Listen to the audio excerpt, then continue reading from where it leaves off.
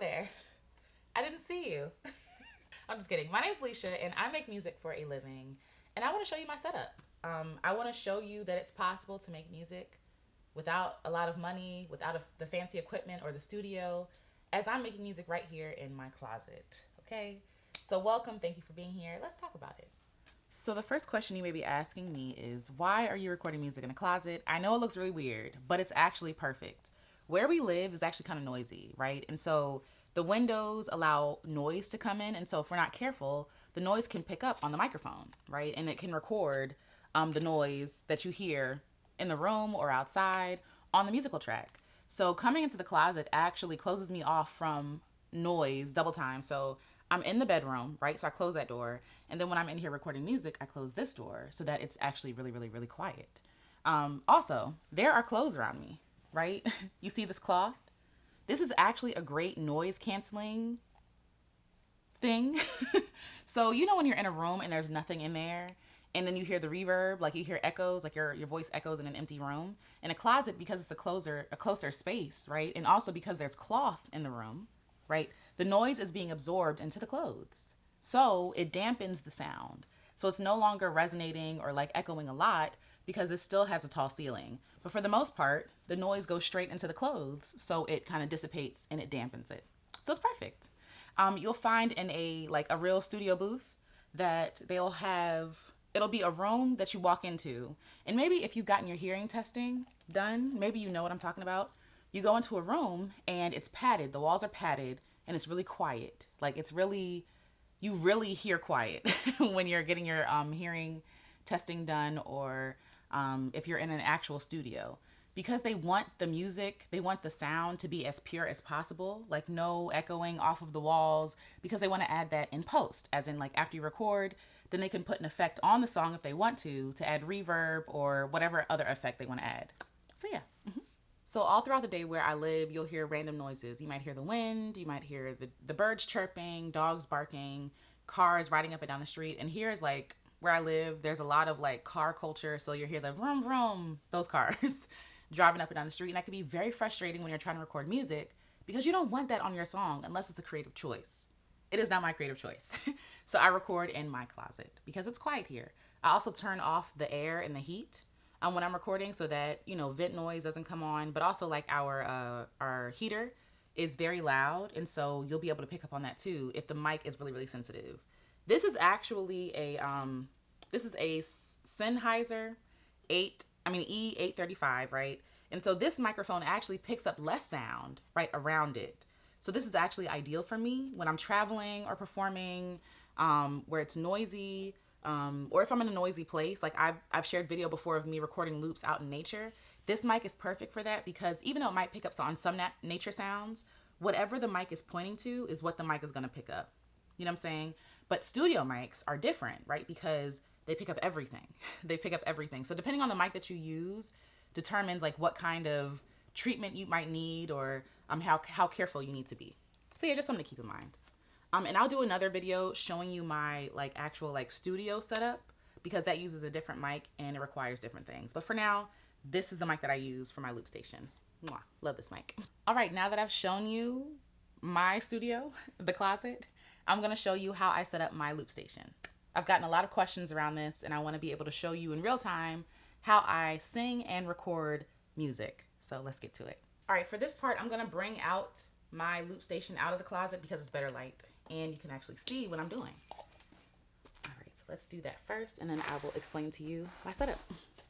Okay, so like I said, pretend that we're in the closet right now. We're not. But pretend that we are in the closet, the door's closed, and we're about to record. The first thing you need is a microphone. Is a microphone. Like I said, this is a Sennheiser E835, and I'll put all the links to all the things in the description below. But this is the mic that I use. It's not as sensitive as some mics that I have, but it's perfect because it's not sensitive. I can record outside. I can record in noisy environments. I can perform in noisy environments because it's not going to pick up on all the room around me. It's just going to pick up on what I sing into the mic. And I have to hold this mic kind of close to me to pick up on sound. And I like that because it gives me versatility. I don't have to be stuck inside the house all the time. I don't have to be so careful about the noise. Because when you're recording music, you realize how much noise you actually make. The breathing sounds that you make, like just natural breathing sounds. Even now I just burped a little bit because I just ate breakfast, right? Your body is making noise all the time. Um, if you make mouth noises, right? I know a lot of people are sensitive to that sound of people eating, or when people talk and it's like a sound. We make that sound naturally because our mouth is a wet place, right? And so certain mics will pick up on those things. And so if you don't want that picking up all the time, consider what kind of mic you get, because you're going to hear everything. You're going to hear your body making noises, your stomach growling, all those things in the studio mic. So this mic is less sensitive, so I can, sometimes you'll hear my mouth noises, but most times it's just like, I'm able to be human with this mic. All right, so we got the mic, and I'm going to show you now where the mic goes in on the loop station. All right, so when I am performing, this is what I see. This is my station. Basically it's on a channel. It's a little dusty, so bear with me. But the first thing you need is a mic. The mic is gonna go into this slot. And luckily for all of the loop stations that I've used, they're all labeled. So they tell you where everything goes. So this is the mic input. This is the input for if you wanna add sound or other music. You can do that here. With an aux cable, you can do that here. Output, this actually takes the sound out of the loop station and into my recorder, which we'll get to in a second. But yes, so going out, headphones so I can hear, of course. So I'm always wearing headphones when I'm creating music because this doesn't have like a speaker or anything. And even if it did have a speaker, I would still want the sound to be in my head as opposed to out there. So I wear headphones and I stick the headphones in here. The headphones also need an attachment because this is how my headphones come. You need this like 1/4 inch cable attachment to put it on there. You need to put the headphones back in. Don't know what that is. Not gonna even pretend to know. But this is a MIDI cable. And for a MIDI cable, you can sync this loop station to another music station, which I have done, and I will show you that later. But it allows you to create music at the same time as you're recording vocal music. And it's linked up together and synced. So yeah, it's awesome. USB cable, this goes, I use this when I go live on my computer. The power cable with the power button, which is like the off and on switch. I'll show you that right now.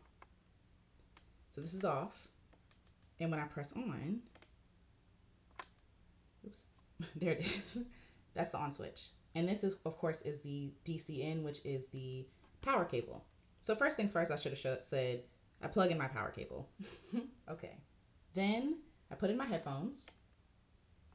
I put in the mic. And this is a 1/4 inch cable, right? That is a left out and a right out. So if you use the 1/4 inch cable, only one, it'll be mono sound, which basically means, you know, when you hear music and the music is in both ears, right? Maybe you'll hear something on the left side, you'll hear something else on the right side. That is stereo. That's stereo.